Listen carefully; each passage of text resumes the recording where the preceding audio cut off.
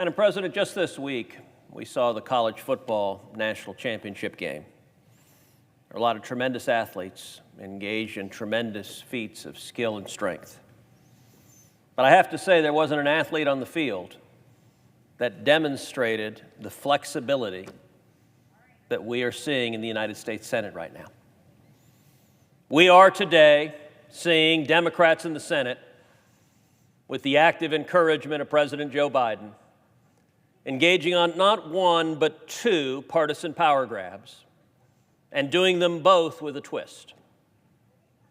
Let me explain. Democrats are desperate to hold on to power. It's their number one priority. It's more important than anything else. It's more important than jobs in our economy to Democrats. It's more important than getting kids back to school. It's more important than defeating COVID. Nothing matters more to today's Democrats than stay in power no matter what. How do we know that? Well, the very first bill introduced in the House of Representatives, H.R. 1. It's a bill many of us call the Corrupt Politicians Act. It's a bill designed to keep Democrats in power forever. That was Nancy Pelosi's number one priority. The very first bill introduced in this chamber, S1, is likewise the Corrupt Politicians Act, a bill designed to keep Democrats in power forever. It is the number one priority of elected Democrats. When that failed to get sufficient votes to pass, Democrats shifted to option 1B. Option 1B has the same objective: keep Democrats in power forever, but it's through a little twist of a sleight of hand. Now, Democrats want to subject every significant decision concerning voting to the unreviewable, in most instances, arbitrary power of an unelected bureaucrat in the Federal Department of Justice. My state of Texas has 29 million people. Those 29 million people have democratic rights. They have rights to elect legislatures that reflect their views, their policies, their values. You know what Senate Democrats say? We don't care. We don't care what those 29 million people want. We, the Democrats, want to stay in power. So let's take, for example, photo ID. I have in my wallet my driver's license. Most people do. Voter ID is a policy that is supported by the overwhelming majority of Americans. Roughly 80% of Americans support voter ID requiring a driver's license to vote. 2/3 of African American voters support voter ID. It is overwhelmingly supported across the country. You know who doesn't support it? Elected Democrats. Sadly, every single Democrat in this chamber has been willing to go on board with proposals to strike down voter ID laws. And here's what the Democrats want to do. They want to say that even though the voters of Texas want voter ID, because we want elections with integrity, we want to know that if you come in and vote and say your name is John Doe, that you're not somebody else pretending to be that person. Congressional Democrats don't care.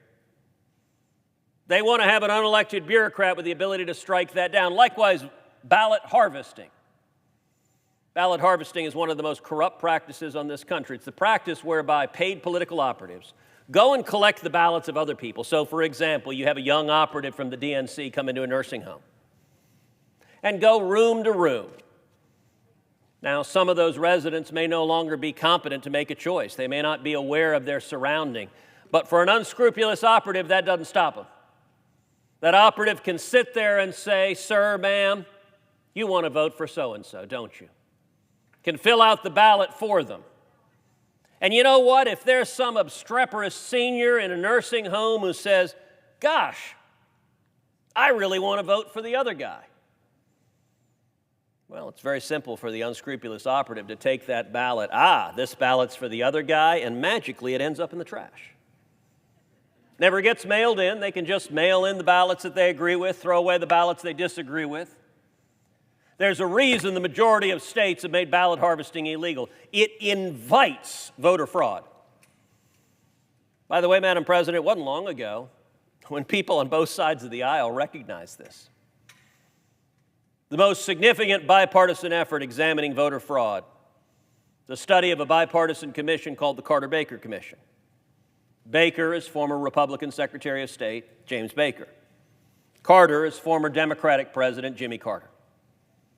The Carter-Baker Commission concluded that voter ID was an important step to stopping voter fraud. The Carter-Baker Commission concluded that voter fraud was a real and significant problem undermining the integrity of elections. And the Carter-Baker Commission identified ballot harvesting as one of the most dangerous practices encouraging voter fraud.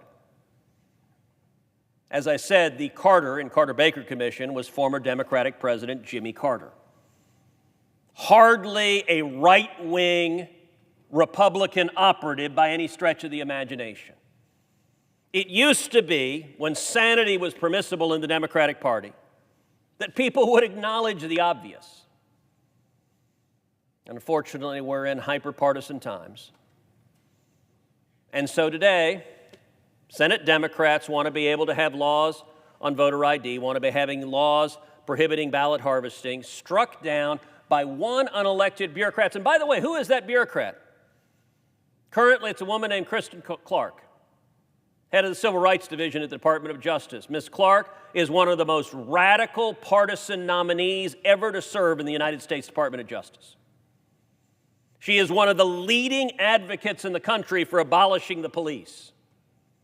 By the way, every single Democrat in this chamber voted to confirm her, despite the fact that she's one of the leading advocates in the country for abolishing the police.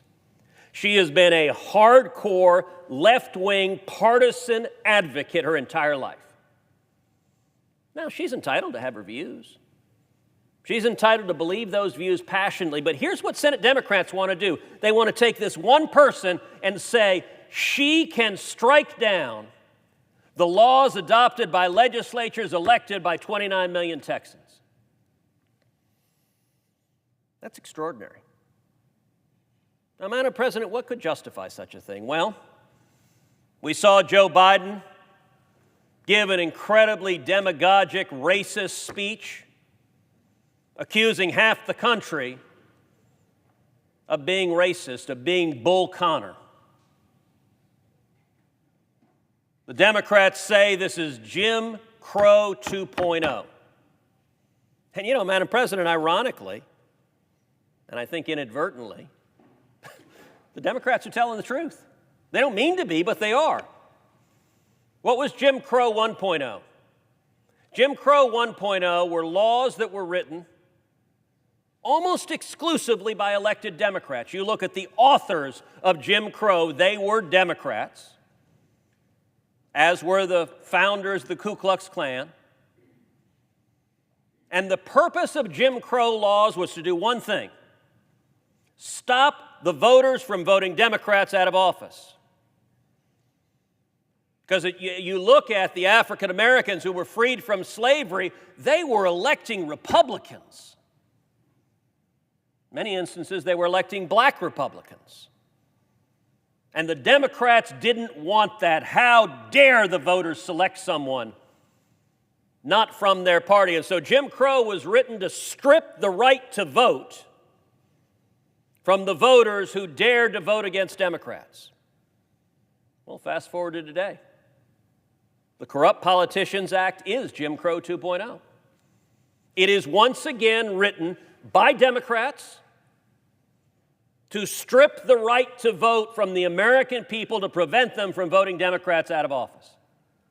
Listen, a lot of Democrats are really nervous right now. Pretty much everyone in Washington recognizes that in November, we're going to see a wave election. Pretty much everyone in Washington understands that in November, Republicans are going to retake the House of Representatives, probably by a big margin. And there's a very good possibility we'll retake the Senate as well. Democrats can't defend their policies. They can't defend the rampant inflation that is hammering seniors and working-class people across the country. They can't defend the chaos at the open borders. They can't defend the jobs being destroyed. They can't defend the lawless and abusive vaccine mandates, and they certainly can't defend their catastrophic surrender and failure in Afghanistan. Madam President, it's gotten so bad that when Joe Biden and Kamala Harris went down to the state of Georgia, Stacey Abrams, the Democratic candidate running for governor in Georgia, and I would note, Stacey Abrams still maintains to this day she won the last election. She insists the last election was stolen, and she is the sitting governor. Apparently, this is her re-elect campaign. Stacey Abrams refused to show up to be seen with Joe Biden and Kamala Harris. Even while Biden was giving this racially demagogic speech, which Stacey Abrams has made a career of doing, Ms. Abrams did not show up for the speech. She said she had a scheduling conflict. Madam President, you and I have both served some time in the Senate. We've both seen instances where the President of the United States was visiting our home states. I can tell you, as a senator, you make time to be there if you want to be there. It's clear Ms. Abrams did not want to be there, that she looked at Joe Biden and Kamala Harris and sees their poll numbers plummeting. She sees their policies failing, and she wanted to be nowhere near that. So what's the Democrats' approach? If they can't win on the merits, if they can't defend their policy failures, if they can't convince the voters, then let's go back to the Jim Crow policies the Democrats authored to begin with. This is Jim Crow 2.0. Strip away the power of the voters to make a choice, put an unelected bureaucrat in charge of election laws, and throw out the decisions of 29 million Texans.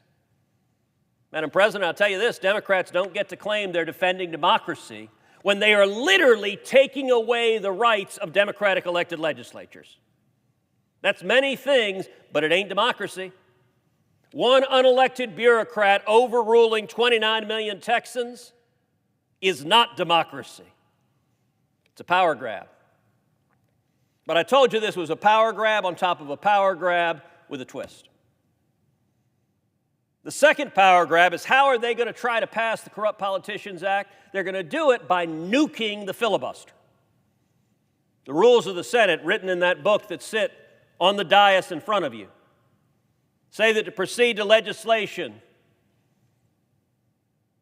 takes 60 votes in this Senate, takes 60% of the senators. Those are the Senate rules. They're black and white. They're clear. If you don't like the Senate rules, there's a way to change that. You can amend the Senate rules. It takes 67 votes to amend the Senate rules. A number of us have proposed amending the Senate rules. I myself have repeatedly gone to Democrats saying I'd be happy to work with Democrats on proposals to amend the Senate rules to allow senators on both sides to offer more amendments. Democrats haven't been willing to do so. Instead, what Democrats intend to do, what they want to do, what President Biden is urging them to do, is to break the Senate rules, to change the Senate rules. It's called nuking the filibuster. If their plan is successful, Senator Schumer will stand up and seek a ruling from the chair as to whether it takes 60 votes or 50 votes to proceed to legislation. The chair will say, if the chair is following the rules, it takes 60 votes. And then Senator Schumer will move to reconsider the ruling of the chair and overrule the ruling of the chair and say, even though the words on the page say 60 votes, from now on it's 50. It's another brazen power grab. Now, Madam President, there may be some folks at home who are a little cynical of the partisan times we find ourselves in, who are skeptical of claims perhaps made by both sides. But maybe you're a Democrat at home, and I'm a Republican, I'm a conservative Republican. You might be saying, you know what, if it's Cruz saying it, I'm a Democrat, I don't believe it. I understand that. This is a very partisan time. There's a lot of disagreements. So if you're a Democrat at home and you're inclined not to believe what I say, I'm going to suggest perhaps some people you can believe. I told you it was a double power grab with a twist. I want to point to you the words President Joe Biden. If you're not inclined to believe a Republican, maybe you'll believe Joe Biden. Here's what Joe Biden said in 2019. This is not 1964. This is not 1954. 2019, a couple of years ago. Quote, ending the filibuster is a very dangerous move. If you're at home and you don't believe Republicans, do you believe Joe Biden? Was he lying when he said ending the filibuster is a very dangerous move, or was he telling the truth? Because that's what Joe Biden said just a couple of years ago. Now maybe you say, well, he was in a campaign, people say things. You can't hold him to fault for saying that. That's not fair. Okay? All right, so now you don't believe me and you don't believe Joe Biden. But let's see if we can find someone else. How about someone who serves in this chamber right now? How about someone who is the Senate Majority Leader right now? How about Senator Chuck Schumer? If you haven't actually watched this speech, I'd encourage you, go pull out your phone and Google it. You can find it real easily. Senator Chuck Schumer in 2015 gave a speech. I'm going to read to you verbatim what he said. He said, they want, because they can't get their way, to change the rules midstream. All right, what would be the effect of that? You change the rules midstream, you nuke the filibuster. What would be the effect of that? According to Chuck Schumer, the effect of that, to wash away 200 years of history. That's what Schumer says is the effect. Washing away 200 years of history, that sounds serious. Anything else? They want to make this country into a banana republic, where if you don't get your way, you change the rules. Wash away 200 years of history, make this country a banana republic. That's pretty serious stuff. That ought to concern us, but at least that's the worst it gets, right? Well, actually, no. Schumer continued. It'll be doomsday for democracy if we do. Madam President, there are reporters teeming the United States Capitol.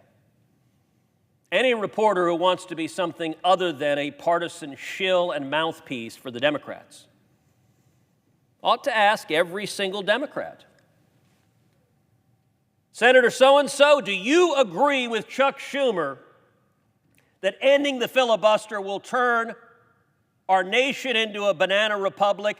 Do you agree, Senator so-and-so, that ending the filibuster would be doomsday for democracy? And by the way, if there are any reporters left who actually have journalistic ethics, you shouldn't just ask Joe Manchin and Kyrsten Sinema. Right now, they're the lone Democrats with the gumption to stand up for democracy. But you ought to ask all 50 of them, every single one of the Democrats. Do you agree with Chuck Schumer ending the filibuster is doomsday for democracy? And if not, why? Is it just that your team is the one that can't get their way?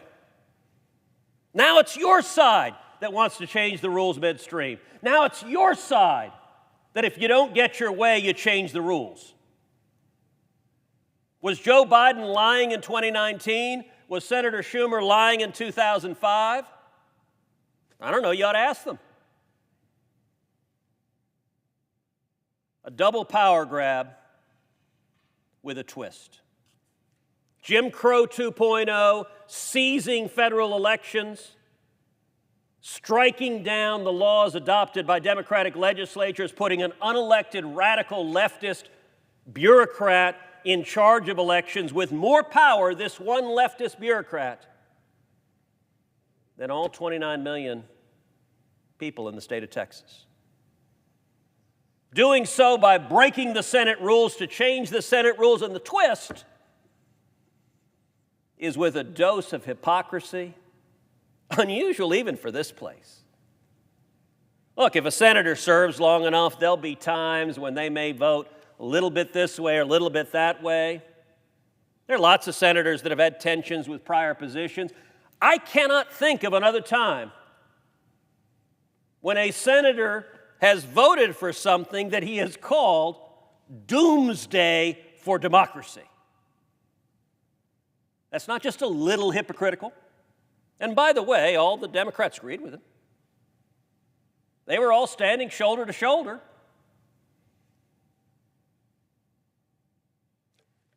In 2005, when Senator Schumer said this, he was either lying or telling the truth. If he was lying, I guess you should ask him why he was lying. If he was telling the truth, I guess you should ask 48 Democrats who don't care why they're willing to vote for doomsday for democracy. You want to understand the dangers of this double power grab with a twist? Look no further than the vicious, partisan, divisive, hateful speech President Biden gave, insulting half this country, oddly enough, blaming Republicans for the sins of his own party, the Democratic Party, who wrote Jim Crow and founded the KKK. All of us were sitting outside in the Capitol when President Biden gave his inauguration speech, when he talked about unity, when he talked about healing. You want to see the vicious partisanship that ending the filibuster will produce? You saw it. A double power grab with a twist of hypocrisy. Madam President, if there is a Democrat in this chamber who gives a damn about democracy, let me urge you, don't vote for what your own leader has called doomsday for democracy. I yield the floor.